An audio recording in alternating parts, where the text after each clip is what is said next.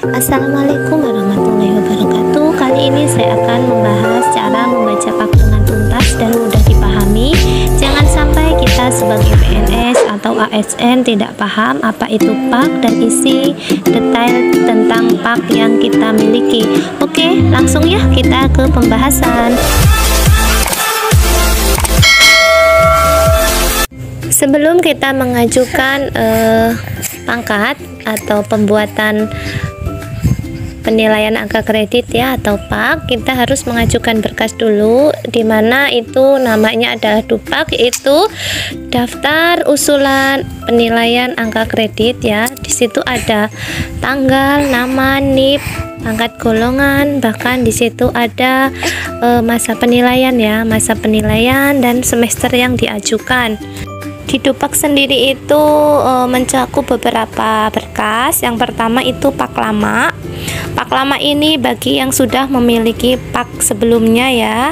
Kemudian atau sertifikat UKOM bagi yang memiliki. Nanti saya jelaskan ya di video selanjutnya seperti apa orang yang harus tes UKOM ya. Kemudian ada sertifikat jabatan fungsional, Karbek, SK 80%, SK 100, SK terakhir fungsional dan lain sebagainya. Di situ bisa teman-teman baca ya berkas apa saja yang diperlukan. Kemudian di sini ada P3 seluruh. P3 seluruh itu adalah kegiatan kita selama semester yang diajukan. Misalnya 3 tahun berarti 6 semester. Nah, di situ adalah selama 3 tahun itu kegiatan. Kemudian di situ ada P3 setiap semester. Ini maksudnya adalah kegiatan kita selama 1 tahun. Kemudian ada P2 setiap semester, itu adalah kegiatan kita selama 1 bulan. Dan P1 setiap semester itu adalah kegiatan kita selama 1 hari ya. Di sini ada sertifikat penunjang profesi lainnya atau profesi sesuai semester.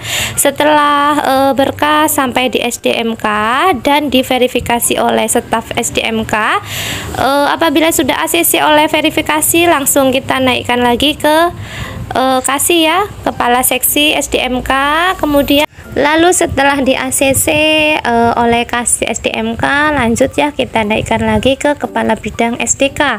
Setelah di ACC di kepala bidang, baru kita kasih lagi ya ke tim penilai. Kita berikan ke tim penilai sesuai dengan profesi masing-masing. Oke, paham ya untuk sedikit ulasan tentang DUPAK atau daftar usulan angka kredit ya. Di sini langsung kita lihat di PAK.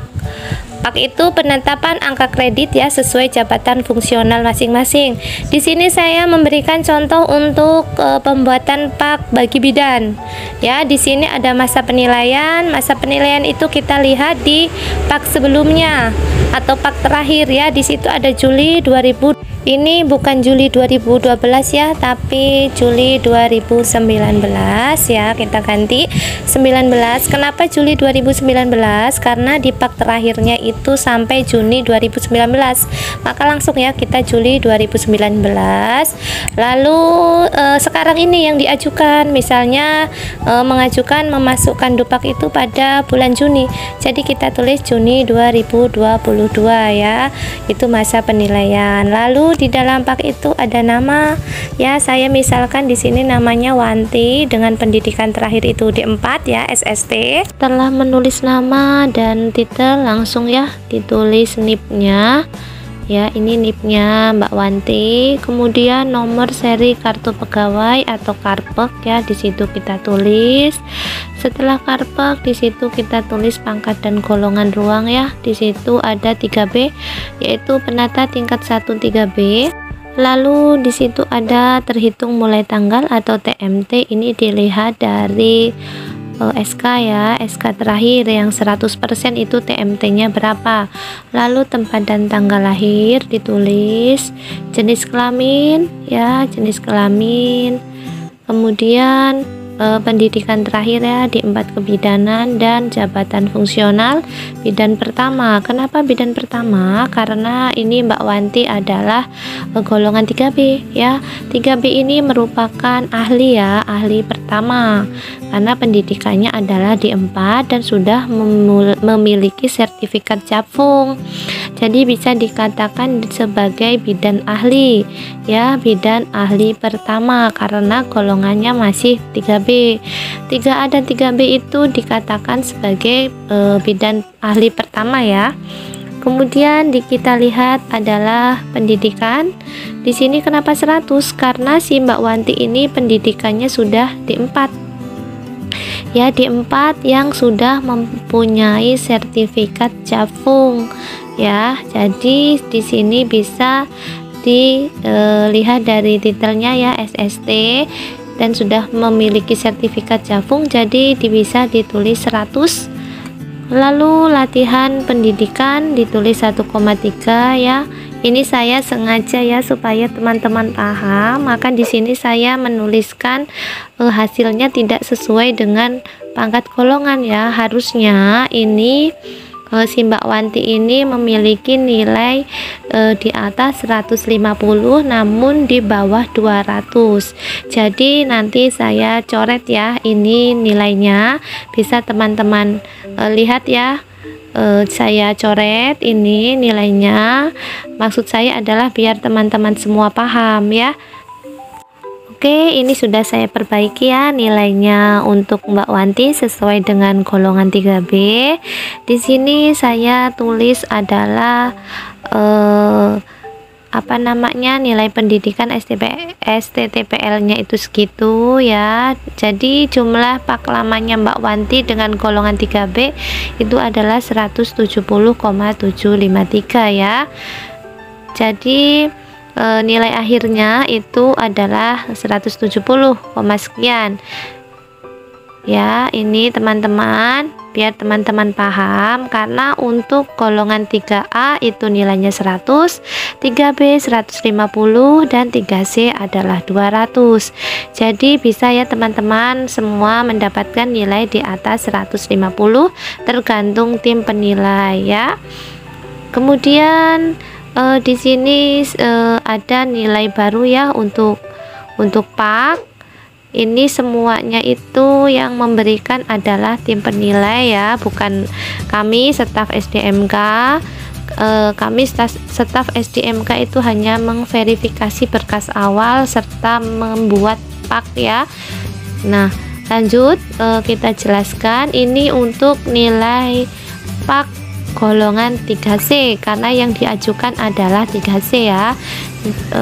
Lalu jumlah angka kredit memenuhi syarat untuk diangkat dalam jabatan fungsional bidan muda. Kenapa bidan muda? Karena di sini adalah golongan 3C ya. Tadi ini ya golongan 3C. Bidan pertama atau bidan ahli pertama itu adalah golongan 3A dan 3B ya. Jadi ini golongan 3C, maka kita tulis dengan bidan muda ya, golongan 3C, terhitung mulai tanggal Oktober 2022. Kenapa? Karena ini Mbak Wanti ini mengajukan berkas atau pembuatan PAK atau naik pangkat itu pada periode Oktober ya, pada periode Oktober 2022. Ada berapa sih?